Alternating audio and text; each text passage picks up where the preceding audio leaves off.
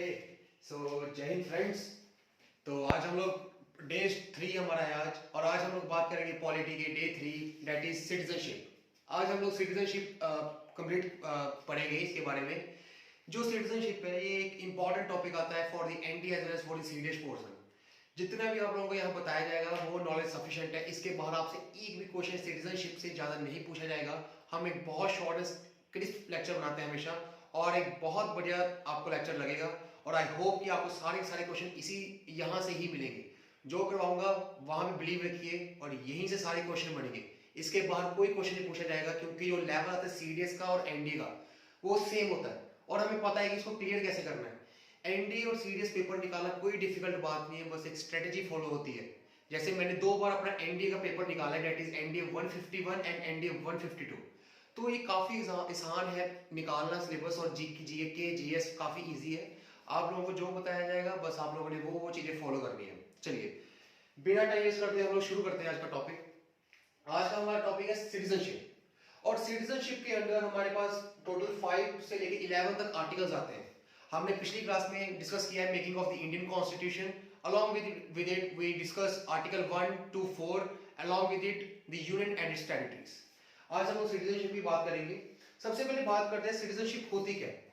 Citizenship का मतलब होता है कि जैसे हम लोग एक देश के निवासी हैं और वहां का हमारा एक डोमिसाइल बनाता है, उसे हम बोलते हैं सिटीजनशिप। और एक जो सिटीजनशिप होती है, जैसे हमारा कंट्री है, जैसे हम इंडिया में रहते हैं, तो हमारे इंडिया में टोटल 2 प्रकार के पीपल्स हैं हमारे इंडिया में, जो फॉरेनर्स होते हैं और जो इंडिया में ही रहते हैं, जिनका घर है, जिनका डोमिसाइल है इंडिया में। तो जो फॉरेनर्स हैं हम उनको बोलते हैं एलियंस। ठीक है, अब एलियंस भी 2 प्रकार के होते हैं। Aliens are of 2 types for the citizens Indian peoples. पहला आता है हमारे पास इंडिया के जो पीपल होते हैं, और जो सेकंड होते हैं हमारे पास वो आते हैं हमारे पास एलियंस। और जो हमारे पास एलियंस होते हैं वो 2 प्रकार के होते हैं, दैट आर फ्रेंडली एलियंस, और सेकंड होते हैं हमारे पास एनिमी एलियंस।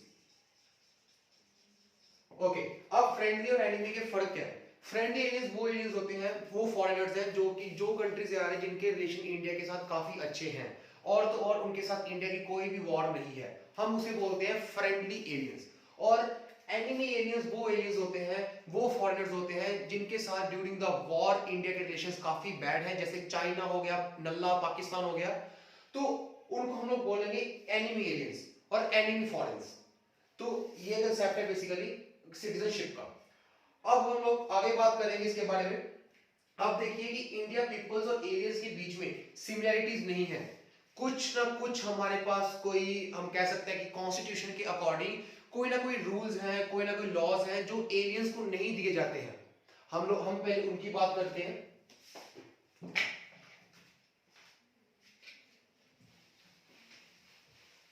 हमारा टॉपिक शुरू होता है, India denies to give laws to aliens. जो इंडिया ने एलियंस को मना कर दिया गया कि आपको ये कॉन्स्टिट्यूशन के द्वारा ये लॉज आपके लिए एप्लीकेबल नहीं है। सबसे पहले हमारा आता है उसमें right against discrimination. Right against discrimination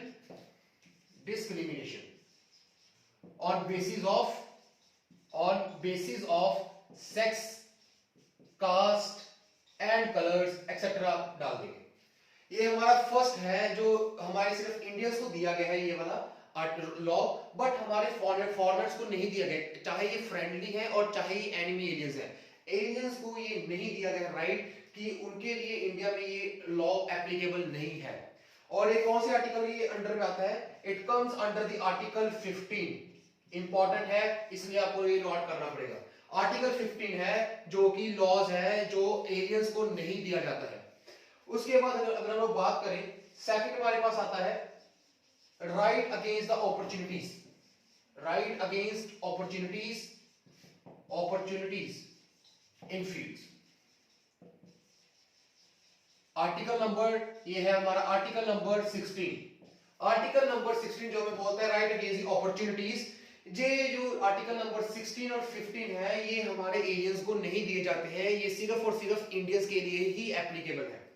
उसके बाद हमारा थर्ड आता है right to freedom of speech, right to freedom of speech.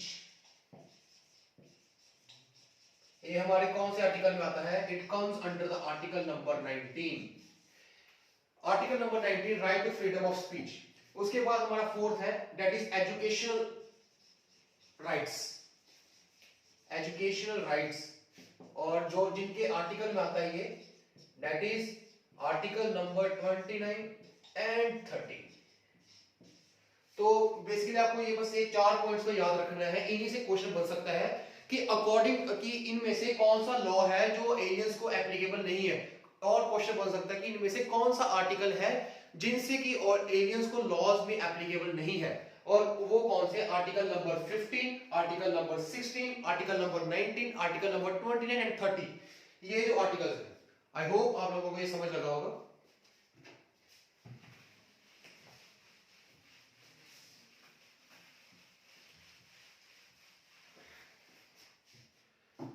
चलिए अब हम लोग बात करते हैं मेन आर्टिकल्स पे आते हैं। हम लोग आर्टिकल्स जो पढ़ाऊंगा वही आगे, इसके बाद कोई क्वेश्चन नहीं बनने वाला आपके आर्टिकल से। ओके, हम लोग पहले बात करेंगे आर्टिकल नंबर 5। अब आर्टिकल नंबर 5 का मतलब क्या है? जो इंडिया के सिटीजन हैं, जो इंडिया को डोमिसाइल दिया गया जो सिटीजन को, उसके बारे में हमें आर्टिकल नंबर जो 5 है वो बताता है। Citizenship by India by Indians through domicile। हमें ये आर्टिकल नंबर 5 बताता है कि जो भी हमारे सिटीजनशिप है जो इंडियंस के पीपल्स को दी गई है on the basis of domicile, जिनके पास डोमिसाइल है उनको हम लोग बोलते हैं आर्टिकल नंबर 5 के अंडर वो चीजें आती है हमारी। अब हम लोग बात करेंगे आर्टिकल नंबर 6। अब आर्टिकल नंबर 6 में क्या हुआ था, अब मैं आपको थोड़ा सा हिस्ट्री में लेके जाता हूं इसकी।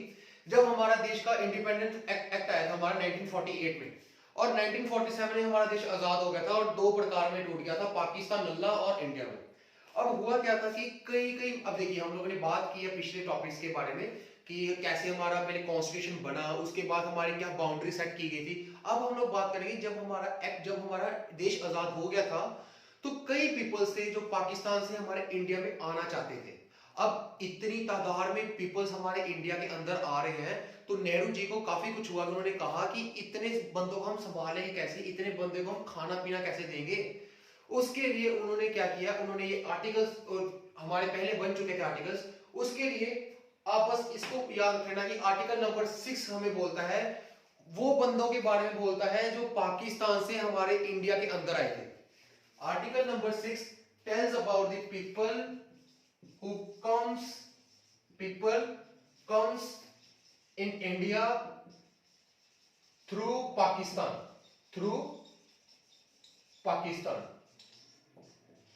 उनके बारे में बताता है पीपल्स के बारे में जो कि इंडिया से पाकिस्तान में आए थे।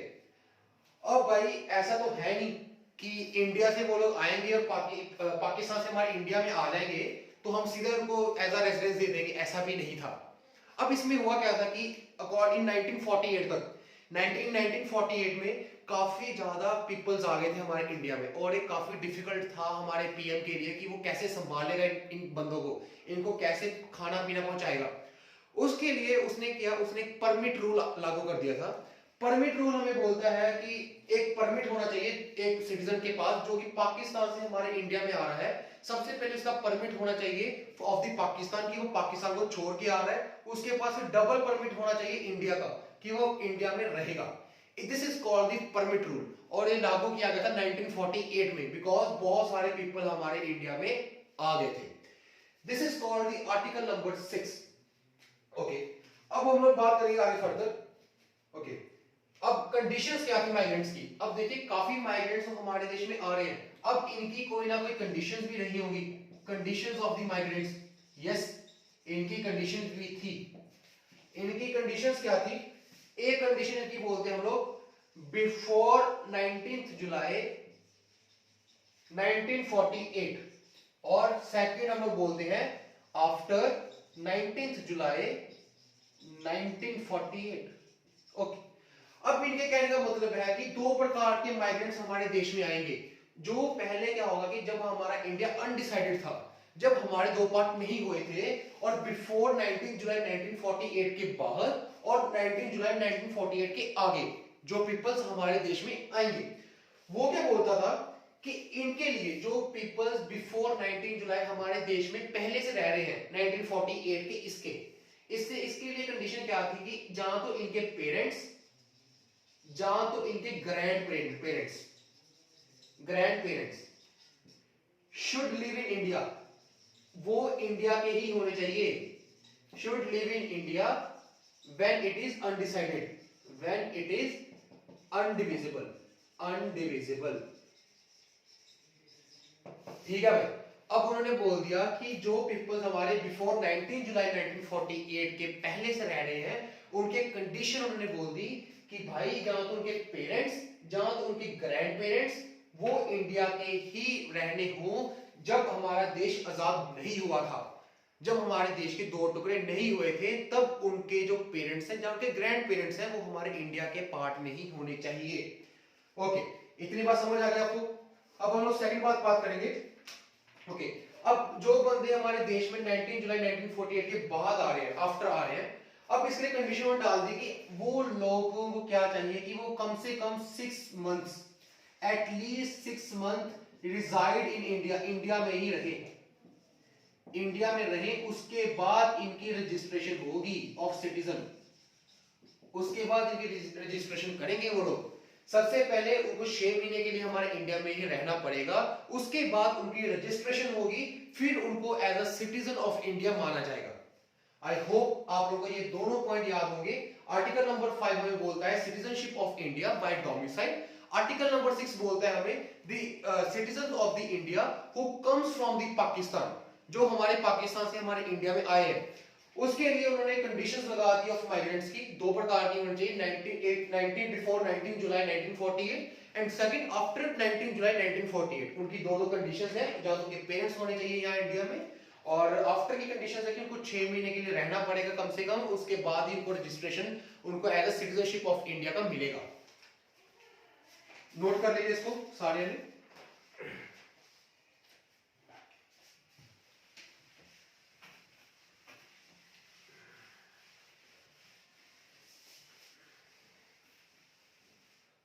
ओके, अब हम लोग बात करेंगे आर्टिकल नंबर 7। अब मैंने आपको ये तो बता दिया, आर्टिकल नंबर 5 है कि जो सिटीजनशिप, जो सिटीजन हैं वो इंडिया के ही हैं, जिनको डोमिसाइल मिला है। हमने आर्टिकल नंबर 6 की बात भी की है, वो बंदे हैं जो पाकिस्तान से हमारे इंडिया में आ चुके हैं। अब देखिए, अब कुछ ऐसे सिटीजन भी होंगे पक्का, जो पहले की पाकिस्तान में चले गए होंगे, जब हमारा देश का अलग हो गया था नल्ला और इंडिया, तब उन्होंने क्या किया होगा कि कई जो सिटीजन होंगे वो सबसे पहले पाकिस्तान में रह रहे होंगे। पाकिस्तान में उनको जब झटका बजा कि भाई ये तो गलत देश है, हम गलत देश में आ गए भाई, यहाँ तो कुछ नहीं है, हमारा कुछ होगा, उसके बाद फिर वो इंडिया आ रहे हैं। सबसे पहले वो पाकिस्तान में जाते हैं, फिर वो इंडिया में आते हैं। उसके अंदर आते हैं आर्टिकल नंबर 7। ये हमें बोलता है people who first go towards Pak, who first go to Pakistan and then come to India, and then come to India, it comes under the article number 7। ये हमारा आर्टिकल नंबर 7 में आता है। अब इसकी भी कंडीशंस थी भाई, इसकी कंडीशन भी सेम थी जो आफ्टर आपको बताया गया था 19 जुलाई 1948 की, कि इसके लिए भी 6 मंथ एटलीस्ट उनको इंडिया में ही रहना पड़ेगा, उसके बाद इनकी रजिस्ट्रेशन ऑफ सिटीजनशिप हो जाएगी। ये हमारा आर्टिकल नंबर 7 हमें बताता है। ओके, अब हम लोग बात करेंगे कि आर्टिकल नंबर 8। ठीक है, अब मैंने आपको ये भी बता दिया कि जो सिटीजन्स हैं वो पहले पाकिस्तान में गए होंगे, फिर वो इंडिया में आए होंगे। अब कुछ ऐसे भी सिटीजन्स होंगे जो कि बाहर रह रहे होंगे, जैसे उनके पेरेंट्स या उनके ग्रेट ग्रैंड पेरेंट्स वो इंडिया में ही लिविंग कर रहे हैं अभी भी, और जो उनके बेटे हैं वो बाहर कहीं बाहर में या फिर बाहर कहीं रह रहे हैं, मजदूरी कर रहे हैं, जैसे यूएसए गए हैं या कहीं और गए हैं, उनके लिए भी ये रूल लागू किया गया था according to the article number 8। Okay, ये क्या हमें बताता है, people of Indian origin, people of Indian origin living outside the country, living outside the country, living outside country. Okay, इसमें हमें पता लग गया कि यार हमारे जो जिनके पेरेंट्स वो हमारे इंडिया में, जैसे अभी भी हो रहा है कि इंडिया में जो सबसे ज्यादा पीपल्स माइग्रेट हो रहे हैं एक कंट्री से दूसरी कंट्री में, ठीक है, तो उसमें क्या हो रहा है कि हमारे जो पेरेंट्स हैं वो तो इंडिया में रह रहे हैं ना, बस उनके बच्चे ही वहां पे गए हैं, और वहां जाने की ये तो नहीं हो रहा है कि उनकी सिटीजनशिप उनके बच्चों की रद्द हो जाएगी, ऐसा तो कुछ नहीं है कि जब तक वो उनकी सिटीजनशिप ऑफ अदर कंट्रीज के एक्सेप्ट ना हो। तो यही सेम रूल है कि people of Indian origin who are living outside the country, उस उनके लिए आर्टिकल नंबर 8 लगाया गया है, ठीक है। अब हम लोग बात करते हैं इसकी कंडीशंस क्या है। इसकी कंडीशन सिर्फ सेम है of the before article before 22 of July 1948 की, कि इनके जो पेरेंट्स हैं या फिर इनके जो ग्रैंड पेरेंट्स हैं, या फिर इनके जो ग्रैंड पेरेंट्स हैं वो should live in India, should live in India, live in India, should live in India में वो रहने चाहिए व्हेन बिफोर अनडिवाइडेड, जब हमारे देश की जो बांट थी वो नहीं हुई थी तब ये रहने चाहिए। This is called article number 7, this is called article number 8। उसके बाद हमारे जो आर्टिकल्स हैं वो टर्मिनेशन पे शुरू हो जाएंगे कि आर्टिकल कैसे सिटीजनशिप रद्द की जाती है। एक आपको डीप बताता हूं इनके बारे में, आर्टिकल्स को याद कैसे करना है। देखिए सबसे पहले हमारे पास आर्टिकल आता है आर्टिकल नंबर 5। अब आर्टिकल नंबर 5 हमें बोलता है कि जो बंदे हमारे देश में पहले से रह रहे हैं, पहले से रह रहे हैं, बिफोर एंड आफ्टर, पहले से ही रह रहे हैं, बिफोर 1948 के पहले से रह रहे हैं, जब हमारे देश की वंड नहीं हुई थी वो हमारे इंडिया में ही रह गए हैं, उनके लिए डोमिसाइल है, वो बताते हैं हमें आर्टिकल नंबर 5। अब आ गया आर्टिकल नंबर 6। आर्टिकल नंबर 6 हमें बताता है जो पीपल जो कि पाकिस्तान से हमारे इंडिया में आए हैं, और आर्टिकल नंबर 7 बताता है हमें जो पीपल फर्स्टली पहले पाकिस्तान में गए हैं उसके बाद वो लोग इंडिया में आए, ठीक है। अब आर्टिकल नंबर 8 हमें क्या बताता है, आर्टिकल नंबर 8 हमें बताता है कि जो पीपल्स इंडियन ओरिजिन हैं बट वो आउटसाइड द कंट्री काम कर रहे हैं उनके बारे में हमें बताता है, और इनकी कुछ कंडीशंस हैं। कंडीशंस आपके एग्जाम में नहीं पूछी जाएगी, आपको मैं अभी बता रहा हूं। हाँ, आपसे आर्टिकल्स पूछे जा सकते हैं, वो भी बहुत कम चांसेस है पूछे जाए, बट आपको एक बार आपके दिमाग में माइंड में होना चाहिए for the preparation of a CDS as well as for the preparation of a ND examination. I hope आप लोगों ने ये नोट कर लिया होगा। चलिए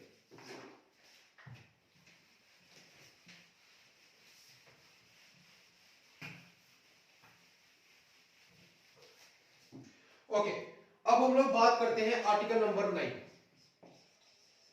सर आपने बहुत बात कर ली है कि हम कैसे सिटीजनशिप इंडिया की एक्वायर कर सकते हैं, अब हमें बताइए कि हम टर्मिनेशन कैसे होगी इनकी जो सिटीजनशिप है। ओके, सो आर्टिकल नंबर 9 हमें बताता है कि termination of citizenship, termination of citizenship of Indians, citizenship of Indians when they accept other countries, when they accept other country, when they accept other country citizenship, तब हमारी termination हो जाती है इस आर्टिकल की according to the article number 9। फिर से देखिए आर्टिकल नंबर हमें 9 ये बताता है जब हमारा कोई क्योंकि हमारे देखिए सिंगल सिटीजनशिप फॉलो होती है इन द इंडिया, ठीक है, ड्यूअल नहीं है, ड्यूअल सिर्फ यूएसए में है और इंडिया में ड्यूअल नेचर नहीं है ऑफ सिटीजनशिप, क्योंकि यूएसए में काफी कॉलोनीज 13 कॉलोनीज में यूएसए बांटा गया था पहले, और उन्होंने उनके क्योंकि स्टेट के अलग रूल्स हैं और सेंटर के अलग रूल्स हैं, और हमारा इंडिया का जो कॉन्स्टिट्यूशन है वो फेडरल है बट जो है वो यूनियन है, ठीक है। और आर्टिकल नंबर 9 हमें बताता है कि टर्मिनेशन ऑफ सिटीजनशिप जब इंडिया का कोई बंदा है, जैसे कोई बंदा माइग्रेट होके अभी कोई बंदा माइग्रेट होके यूएसए पहुंचा है और उसने वहां जाके किसी से शादी कर ली, भाई वो कहता भाई मैं तो अपनी बीवी के साथ खुश हूं, बाय बाय। अब उससे क्या होगा कि अब उसने अदर कंट्री की पीआर एक्सेप्ट कर ली है, अदर कंट्री का वो सिटीजन बन गया है, तो वो उसकी इंडिया की सिटीजनशिप खुद बर खुद ही टर्मिनेशन हो जाएगी। This is tells about article number 9। Okay, अब हम लोग बात करते हैं आर्टिकल नंबर 10। ओके, अब हम लोग बात करते हैं आर्टिकल नंबर 10। आर्टिकल नंबर 10 हमें बोलता है continuance of the rights of citizenship. ये क्या बोलता है हमें, कॉन्टिन्यूएंस राइट ऑफ सिटीजनशिप।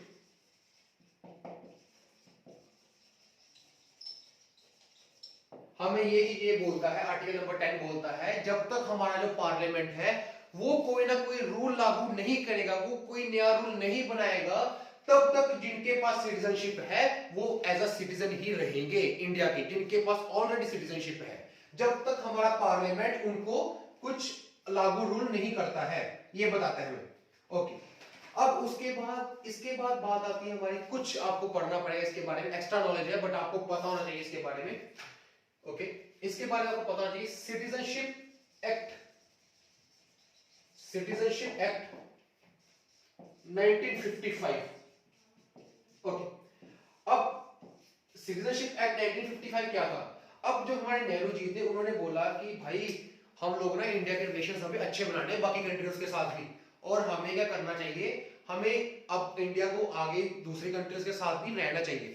तो उसके लिए क्या हुआ था कि इंडिया ने फॉलो कर लिया था, India follow Commonwealth citizenship, Commonwealth citizenship. अब भाई कॉमनवेल्थ क्या है, आप लोगों के दिमाग में पक्का आया होगा भाई कॉमनवेल्थ सर है क्या। ओके, अब कॉमनवेल्थ जो होती है, कॉमनवेल्थ एक ग्रुप ऑफ कंट्रीज होती है, according to 55 I think Commonwealth countries है टोटल, बढ़ सकता है इसका नंबर, कम भी हो सकता है, एग्जैक्ट श्योर नहीं हूं। ओके, कॉमनवेल्थ क्या होता है कि कॉमनवेल्थ उन कंट्रीज का कहते हैं टुगेदरनेस ऑफ कंट्रीज है जो कि पहले यूके के अंडर रह चुकी है कंट्रीज, जिनके ऊपर यूके कभी ना कभी रूल कर चुका है, जो कि पहले गुलाम बन चुके हैं यूके के, उन्हें हम बोलते हैं कॉमनवेल्थ सिटीजनशिप।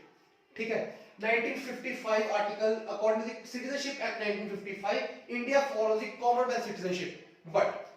बट जब हमारा सिटीजनशिप एक्ट 203 आता है तब इंडिया रिजेक्ट कर देता है भाई इसे, India rejected and India said भाई इंडिया की अपनी सिटीजनशिप होगी, इंडिया ऑन्स इट्स सिटीजनशिप, इंडिया कोई भी ये कॉमनवेल्थ सिटीजनशिप फॉलो नहीं करेगा, इंडिया अलग है तो इंडिया की अपनी सिटीजनशिप होगी, ना कि कॉमनवेल्थ की सिटीजनशिप होगी।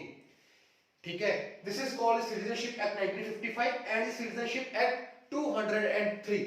इसके अलावा आपको इसके डीप में जाने की जरूरत नहीं है और आपसे क्वेश्चन नहीं पूछा जाएगा। ओके, अब हमारे according to the citizenship act 1955 इसके बारे में थोड़ा सा हम मोर डिस्कस करेंगे कि ये आर्टिकल हमें बताता क्या है। सिटीजनशिप एक्ट, ये एक्ट हमें बताता है कि हम लोग जो इंडिया की, अब देखिए इंडिया की पीआर लेनी सबसे मुश्किल है, मेरे ख्याल से इंडिया की पीआर लेनी सबसे ज्यादा मुश्किल है भाई इंडिया में।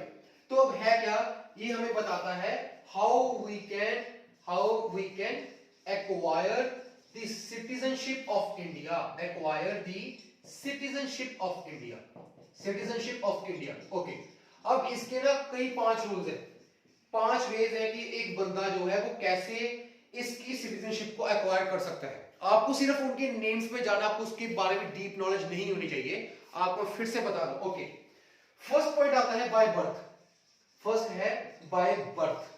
ओके, सेकंड है bye descent, bye descent.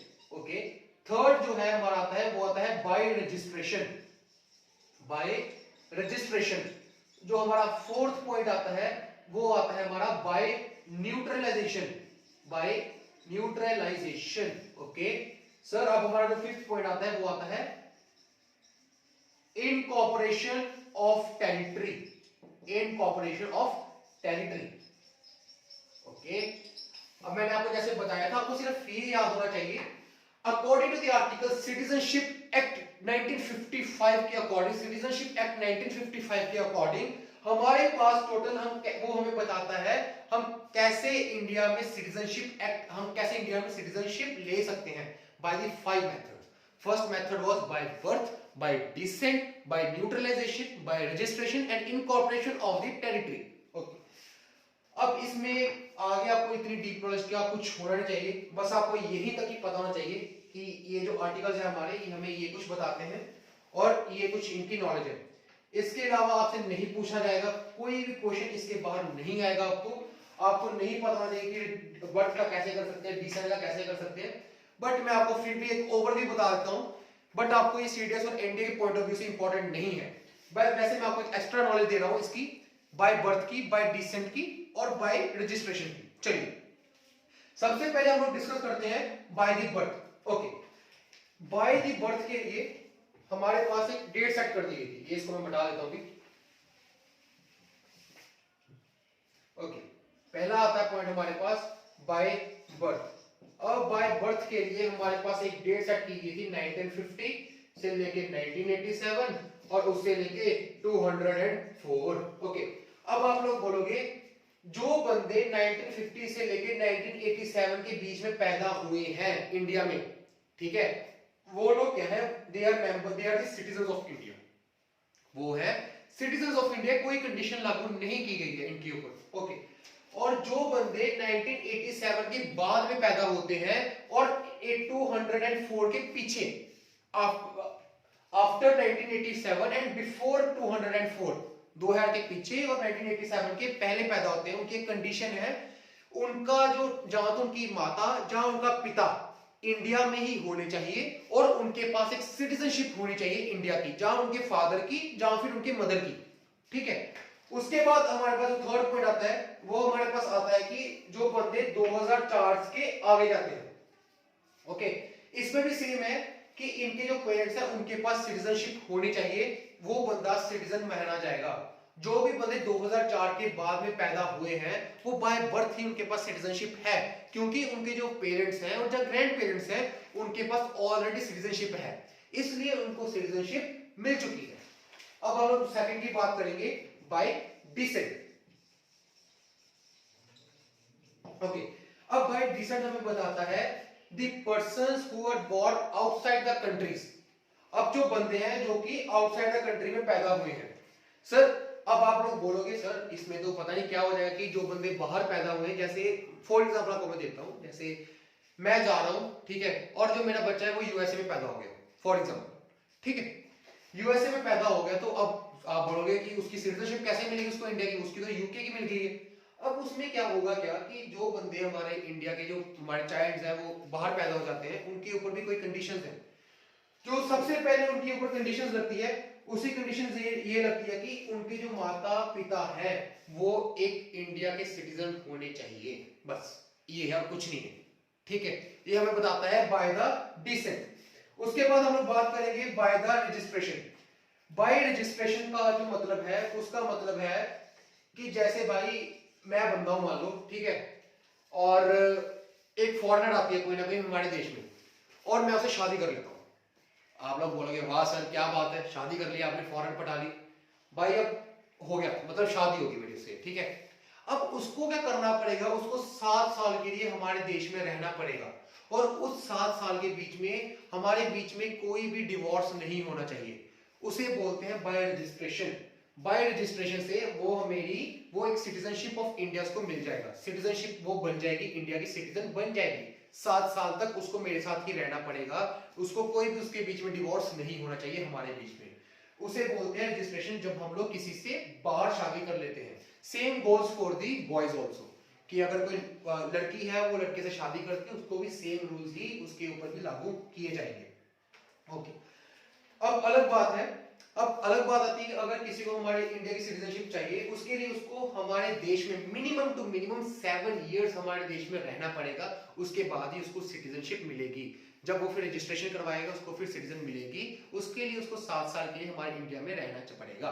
Okay, अब हमारे पास अलग बात आती है by the neutralization. By neutralization, okay, by neutralization का मतलब है भाई जो हमारे देश में एक बंदे को पहले 14 इयर्स था, अब इसको मिटा के 12 इयर्स कर दिया गया है, कि उस बंदे को मिनिमम टू मिनिमम 12 इयर्स हमारे इंडिया में रिजाइड करना पड़ेगा, भाई उसको फिर ही सिटीजनशिप मिलेगी। अब देखिए जैसे मान लीजिए फॉरेनर हमारे देश में आता है, ठीक है, अब उसको चाहिए सिटीजनशिप ऑफ इंडिया, वो क्या करेगा, उसको पहले 12 साल कम से कम भी इंडिया में रहना पड़ेगा। 12 साल के अंदर अंदर अगर वो रहेगा इंडिया में, उसको कोई ना कोई लैंग्वेज को सीख जाएगा, वो जो भी हमारे 8th शेड्यूल में जो भी हमारे पास लैंग्वेजेस गिवन है, उसको कोई ना कोई एक लैंग्वेज तो आती होगी, मराठी होगी, हिंदी होगी, इंग्लिश को छोड़ के पंजाबी होगी, उसको कोई ना कोई लैंग्वेज तो आती होगी। सेकंड जो कंडीशन है उसकी कि उसको कोई ना कोई लैंग्वेज उसको पता होनी चाहिए, ठीक है। और जो थर्ड बात है कि उसका एक गुड कैरेक्टर होना चाहिए, वो हमारे इंडिया में रहना चाहिए चाहता है तो उसके पास कोई भी क्राइम नहीं होना चाहिए, और वो एक गुड कैरेक्टर ऑफ सिटीजन रहना चाहिए हमारे इंडिया में। तो बस इतना ही है सिटीजनशिप के बारे में। इसके बाद आपको कोई भी क्वेश्चन नहीं पूछा जाएगा, ये आपसे मैं प्रॉमिस करता हूं। आपको सिर्फ आर्टिकल्स के बारे में नॉलेज होनी चाहिए, आर्टिकल 5 क्या है, आर्टिकल 6 क्या है, 7, 8, 9 और 10 क्या है। और आपको उसके बाद में सिटीजनशिप एक्ट की पता होना चाहिए। सिटीजनशिप एक्ट 1955 हमें क्या बोलता है और उसके अंडर हमें क्या चीजें आती हैं, ये आपको जरूरत नहीं है करने की, यहां तक बहुत है, सफिशिएंट है, इसके बाहर नहीं आएगा। और आप अपनी प्रिपरेशन करते रहिए, हमेशा याद रखना बात को, हार्ड वर्क एंड पेशेंस। बस अगर आप कंसिस्टेंट हो, अगर आप हार्ड वर्किंग हो, तो आपको सक्सेस मिलेगी भाई, मिलेगी, जरूर मिलेगी। कई बंदे हैं जो मेरे साथ, मेरे दोस्त हैं, जो 5-5 में अटेम्प्ट होते हैं, रिकमेंड होते हैं, वो बस हार्ड वर्क और पेशेंस में लगे रहते हैं। और प्लीज आप लोग भी लगे रहो और आपको पक्का मिलेगा। तो फॉर दिस, जय हिंद, जय भारत।